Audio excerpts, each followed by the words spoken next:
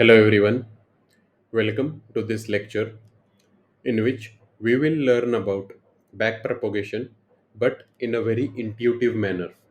I deliberately wanted to have a separate lecture so that we don't get caught up too much in mathematics but really understand the intuition behind this algorithm. You might forget maths, you might forget matrices, such as taking the derivative of one matrix with respect to another.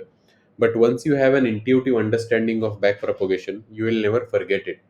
In fact, you will appreciate it much more. This lecture is heavily inspired from the channel 3 Blue 1 Brown and the tutorials which are present on that channel. So let's get started. The problem which we have is the same what we have been seeing in the neural networks.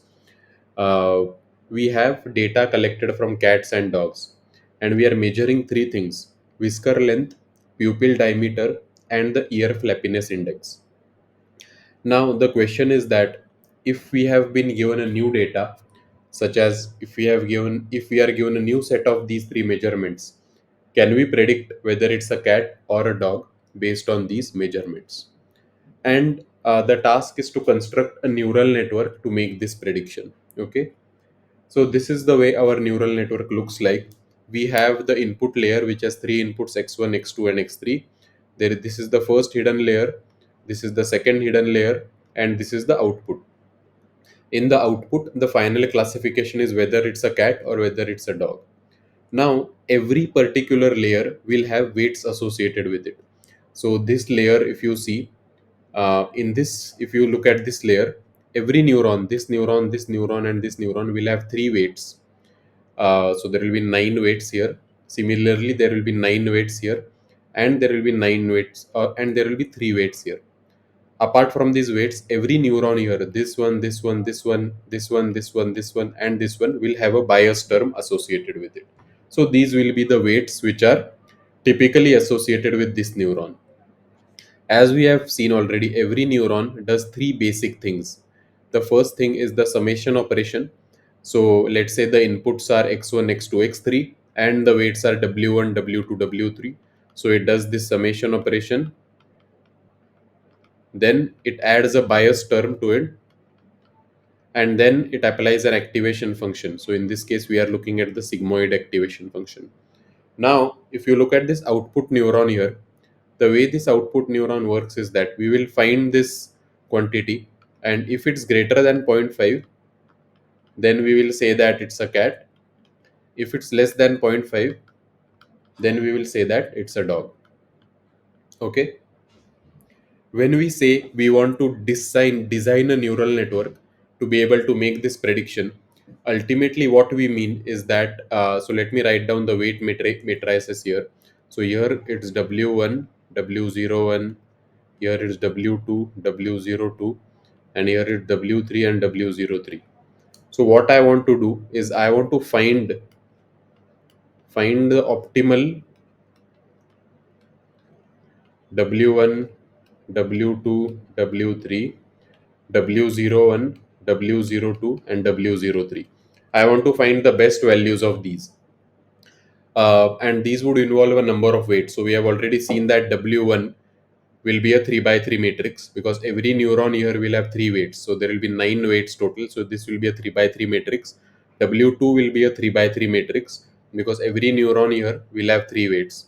And W3 will be a 3 by 1 matrix. Similarly, W01, W02, and W03 are just the bias terms. So we need to find the best values of every single weights in these matrices. And we have already seen that the best way to do this is to use gradient descent. So let me write this in a different color. So in gradient descent, the main aim which we have, so let's say I look at a particular weight, Wi, let's say the new value is Wi, the old value minus the step size, the gradient of loss with respect to W. This is what I need. So the main term which we really need in all of these to optimize the weights is the gradient of the loss function with respect to the weights. And this is where backpropagation really comes in. Backpropagation helps us to find gradient of the loss with respect to weights, so that we can update these weights.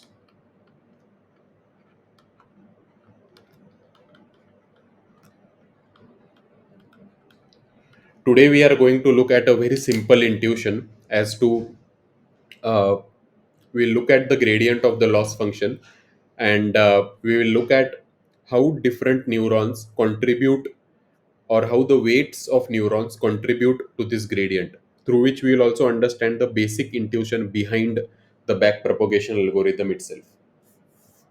Now, if you look at the, let's look at this gradient of the loss function with respect to weights further. This, let me call the gradient of loss with respect to weights. This will actually be a matrix, and this matrix will have gradient with respect to the weights coming to each particular neuron. So let's say, so every particular line here, if you look at the pink lines and the orange lines and the green lines, that's one weight, correct? And so if you look at this gradient with respect to loss, it will have nine pink lines. It will have nine pink lines because we need the gradient with respect to all the weights in this layer. Then it will have nine orange lines. It will have nine orange lines because we need the gradient with respect to weights in all the in the second layer as well, and it will have three green lines. I am neglecting the bias term for now, just for the sake of simplicity. It will have three green lines over here, and what this represents is that every single term here will represent that how a small change in the weight of that particular line will affect the loss. So if I look at this pink line here, if I look at the first pink line, which let's say is this particular, is this line, and if this gradient value is, let's say, for the sake of simplicity, let's say this is zero point 0.1, and let's say if I look at a green line, so let's say I look at this green line over here, and this gradient value, so let's say this is equal to zero point 0.1 and this is equal to 3.2. So let's say if this is zero point 0.1 and this is equal to 3.2. So this matrix is also an indication of how sensitive the loss is with respect to changes in this weight. So this means that even if I change this weight by a small amount, the loss will change by a pretty big amount. Whereas the loss is not quite sensitive to this particular weight over here. This also implies that this green line is 32 times more important to the loss than this pink line over here. And changing this particular green line will help me in changing or updating my loss function. Remember, what is happening in backpropagation or gradient descent is we are continuously updating these weights. And for that, it's very important for us to know which weights contribute a lot to the loss and which weights do not contribute so much to the loss, so that we can know which weights to update more. So here we can, so this matrix gives us that idea, gradient of loss with respect to W. It gives us an idea of how sensitive the loss is how sensitive the loss is with respect to every single weight. Okay, now what I want to show you is that I want to take a very simple example. So let me actually upload an image here. I am going to upload the image of a cat. Okay, and this image has been uploaded here, and this is my training example here. Okay, this is my training example. This is my training example. Okay, so there will be three inputs. There will be three inputs. The first input is the pupil diameter, the second input is the ear flappiness index, and the third input is the whisker length. Correct? These three inputs I have also shown over here. Then it will feed in to the first layer. So there will be three neurons here. Then there will be three neurons here. And then there will be the output neuron. This is what is happening here, and what I want to do is this output neuron will give me an answer. So it will have sigma of w1 x1 plus w2 x2 plus w3 x3, and if it's greater than zero point 0.5, then what are we going to say? Then we are going to say it's a cat. and if it's greater than zero point 0.5, we are going to say it's a cat. If it's less than zero point 0.5, we are going to say that it's a dog, right? Okay, now I want to show what is the effect of this training example on how the weights and biases should get changed. So let me write this question. What is the effect of this training example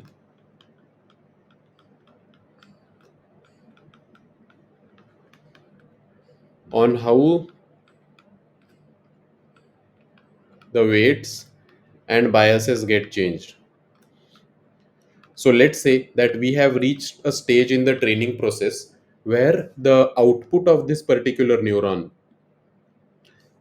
this output, so I'm going to color it with orange to show it as the output neuron.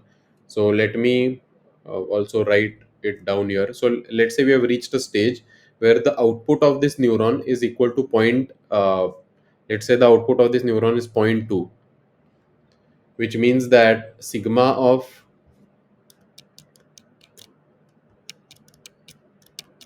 w1x1 plus w2x2 plus w3x3 is equal to zero point 0.2 for this final neuron.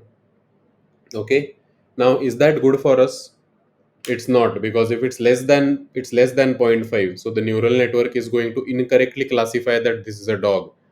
So this is not good. And we are at a stage where let us look at just the final layer. So I think I've shown the final layer in green here. So let us look at the final layer. So the final layer looks something like this. So we are at a stage where somehow the weights of the final layer have fed into this output neuron, so that the value which this neuron is returning is equal to zero point 0.2, which is less than zero point 0.5, and that's not good. We need to increase this value. We need to increase. So we need to increase this output neuron value. Okay, now let us see how can we do that. Remember, in this section, we are trying to see what is the effect of one training example on how the weights and biases get changed. Correct? So clearly something needs to change in the previous layer, right? Because we are not getting the correct output. So let's look at the output. So it's sigma of w1 x1 plus w2 x2 plus w3 x3 plus b. So bias term, I forgot to add the bias term over here. Let me add it over here. So this is the output, and we need to increase this. So how can we increase this? There are three ways, and w1, w2, w3 are the three weights. So weights associated with the previous layer, correct? So what are the three ways in which we can increase this output? The first way is just to increase the weights. Or let's start with the simple one. First, let's increase the bias, which is b. That's the first way. The second way is to increase the weights. The second way is to increase the weights, which is w1, w2, w3. And the third way is to increase the output of the previous layer. So remember, what is x1, x2, and x3? X1, x2, and x3 are essentially the output of the previous layer. So let me write them here: x1, x2, and x3. So the third way is to increase the outputs of the previous layer. Increase previous layers outputs, which is x1, x2, and x3. Now let us look at the first thing. So the first conclusion is that to make sure we have a correct prediction for this input value, the bias term should definitely increase. So that's the first thing to do. Second thing is that we need to increase the weights of the previous layer. But let's look at which weights it makes sense to increase which weights. So let's say that the values of x1, x2, x3 are such that um, let's say x1 is 0.001, x2 is 0.01, and x3 is 1. Now if these are the values of x1, x2, x3, which weight do you think carries the most importance, or which weight it makes sense to increase more? So look at this thing, x3 is much higher than x1 and x2, right? So it makes much more sense to increase w3 as compared to w2 and w1. So basically, increasing the weights of neurons which have a higher output, such as x3, is much more advantageous than increasing the weights of neurons which have lower outputs. That's the second conclusion which we have. Increasing W3 is much more advantageous to us than increasing, let's say, W2 and W1. And the third conclusion which we have is we can increase the previous layer outputs itself. So basically, we can increase x1, x2, and x3. And here also, since w3 and x3 are related, increasing x3 will be much more better because x3 is so much higher than x2 and x1. So these are the three things which we can do. Of course, which we cannot directly influence x3. The only control which we have is on the weights and biases. So basically, what we conclude from here is that first thing, the bias should be increased. So B should be increased. The bias should be increased. Secondly, the weights coming in from the previous layer, every single weight coming in from the previous layer, its magnitude should increase. It should go in the upward direction. And the third thing which we note is that it would be much more advantageous for us to increase W3 compared to W2 and W1, since the output of this neuron, the X3 neuron, is much higher than the output of X2 and X1. So basically, we can already see that this one training example tells us how to nudge the previous layer. So what we have seen up till now is this training example has given us information on how to nudge the previous layer. Okay. Now here we only looked at the last layer, right? But now let us look at the layer before that, which we have marked in orange. So the layer before that has been marked in orange. So let me look at the layer before the last layer. So it's this layer over here. This layer. We looked at the last layer. Now we are looking at the layer before it. So remember, every single thing is connected to each other.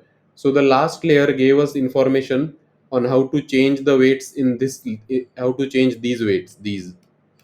Now what will happen is that now these weights are in turn dependent on the outputs of these neurons.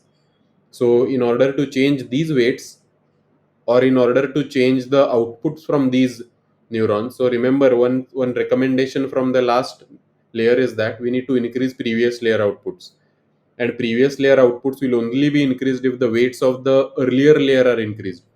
So the output of this layer, this layer will only be increased if the weights of this layer are increased. And the weights of this layer are increased, it also means that we need to increase the output of this layer, because the output of this layer multiplied by the weights feeds into the input of the last layer. So here also the recommendation which we get is increase the weights and the neuron outputs. And now we can go to the first layer, which is the layer before the orange layer. When we go to the first layer, again it looks something like this, and I'm going to mark it in pink. So this is my first layer, and here, if we want to increase the output of the second layer, which is here, we definitely need to increase the weights and also the outputs of the first layer, right? So the same recommendation holds for the first layer also.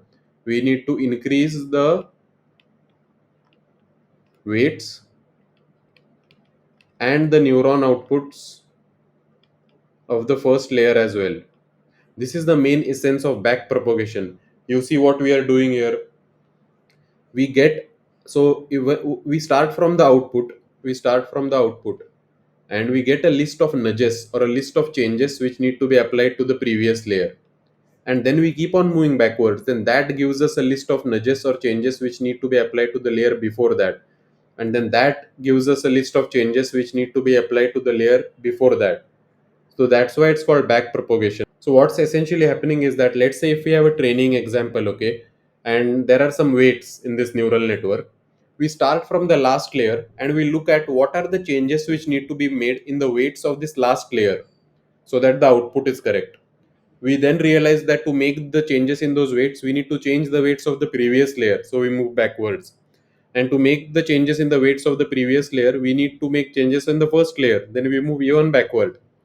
So essentially, if we want to get the classification on training examples correct, we need to start from the last layer, make changes in the weights, and then move to the layer before that, and then move to the layer before that. That's why it's called as back propagation.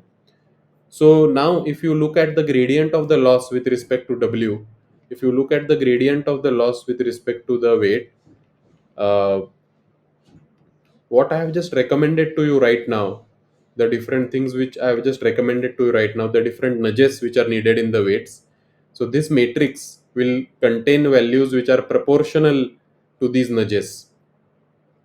So remember, the gradient of the loss with respect to weights is kind of giving us an idea of how much the weights need to change for the loss to decrease, or how much the weights need to change for us to have the correct prediction. This is exactly what we did in an intuitive manner right now. In an intuitive manner, I just explained to you how the different weights need to change in all the layers so that we get the correct classification on this training image, or how the weights need to change so that the loss on this image decreases. Similar to what we saw for one image, then we need to do this process for all the images which are present in the training data set. So let me upload a the dog image as well. Okay, so I showed you for the cat right now, right? The similar kind of understanding we'll need to do for the dog image, but in this case, the output value should be less than 0.5. So then the weight should probably be decreased. So there will be a tug of war between how the weight should increase, how the weight should decrease for different images. And finally, through the back propagation algorithm, we'll settle on a set of weights and biases which are perfect, or which are the optimal for the entire data set. This is a very simple intuitive understanding behind how the backpropagation algorithm works. When you look at the calculus, we actually derive the formula which finds the exact gradient of the loss with respect to weights. But remember, what we are only doing is we have a training example and we are trying to see how to change the weights in every single layer so that the loss on these training examples is minimized. And to do that, we need to start from the last layer, change the weights, then we go to the layer before that, then we go to the layer before that, and that's why it's called as backpropagation. So thank you everyone. I hope this lecture provided an intuitive understanding of backpropagation. So although maybe you find the calculus or the math of backpropagation difficult, just keep this intuitive understanding in mind. Remember this image of cat and dog, and remember how we change the weights intuitively to reduce the loss. This is exactly what backpropagation is doing. Thank you, and I'll see you in the next lecture.